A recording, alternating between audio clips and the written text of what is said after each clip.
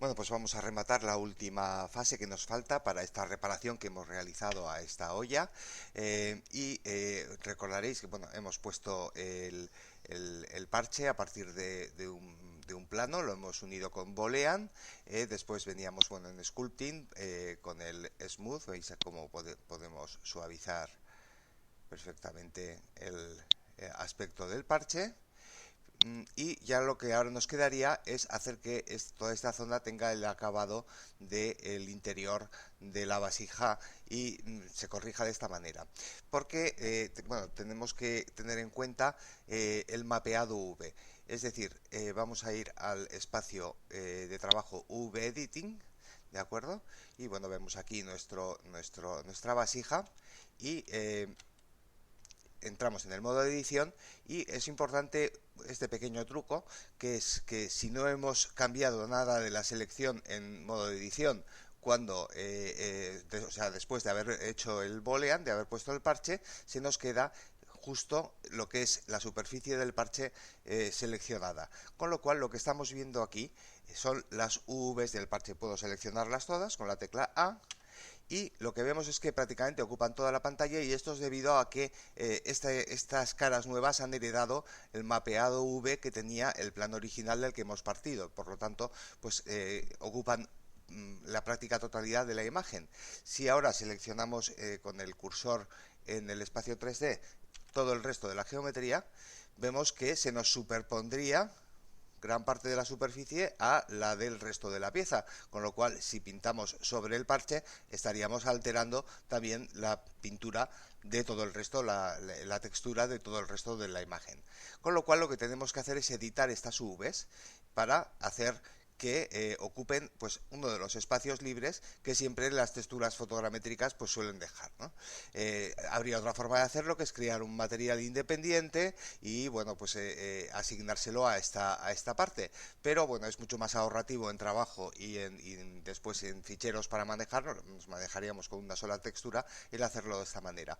Muy importante, tenemos que desactivar la edición proporcional, porque si no moveríamos todo el resto de las UVs. Y como ya lo tenemos seleccionado inicialmente, pues esto lo podemos transformar de todas las maneras posibles. Por ejemplo, escalar con la S, o mover con la G, o también podemos utilizar los gizmos. Si los activamos, podemos moverlos. Epa, de esta manera. Vaya, no lo he hecho bien. Moverlo con las flechitas. Bueno, siempre a mí me resulta más fácil con los atajos de teclado. S para escalar, G para mover y R para rotar, que si queremos podemos rotarlo pues para que se ajuste mejor, porque la idea es escoger una zona en la que eh, no se monte con ninguna otra parte de las UVs, de tal manera que cuando pintemos no se nos altere todo el resto de la textura de la imagen. Vamos a verlo. Aquí, por ejemplo, sería perfecto porque no nos está tocando ninguna parte. Si ahora seleccionamos todos, vemos que efectivamente pues no toca, ¿no?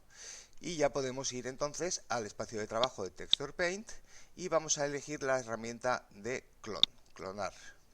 Porque bueno, podemos como siempre manejar las herramientas, podemos reducir un poquito el radio, dejarlo a 20, porque ahora lo que vamos a hacer es manteniendo la pulsada control y haciendo un clic, veis que se ha marcado ahí el cursor. De ahí es de donde vamos a clonar la textura, es decir, el color de esa zona es la que vamos a poner donde volvamos a hacer clic. Si hacemos ahora otra vez clic, veis que empezamos ahí a pintar. Es muy parecido pues al tampón de clonar de Photoshop o de tantas otras aplicaciones. Podemos hacerlo en distintas zonas.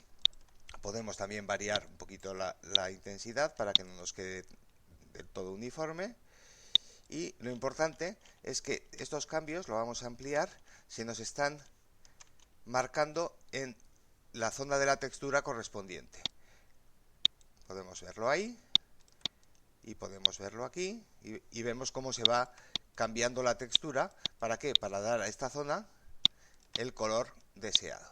Bien, lo tenemos ya prácticamente del color del resto de la base. Podemos dejar una cierta regularidad y con esto ya estaría terminado, pero es muy importante ahora guardar esta textura. Veis aquí que me aparece el menú Image con asteriscos. Eso quiere decir que hay cambios sin guardar. Tenemos que abrir y podríamos hacer Save, pero nos interesará siempre hacer Save As, porque de esa manera mantenemos la textura Cazo como era originalmente y bueno, pues no deja de ser la documentación y podemos cambiarla por Cazo, por ejemplo, Paint. Lo guardamos y ya con esto pues podemos volver al espacio layout y vemos que tenemos, bueno, nos ha quedado ahí alguna pequeña irregularidad que a veces puede suceder por la geometría, digamos, del parche, pero bueno, básicamente se ve totalmente terminado. Ya podríamos esto rematarlo, pues por ejemplo, haciendo un poquito de sculpting para regularizar un poco estas partes del interior que han creado geometrías falsas pues debido a las sombras de las fotografías originales.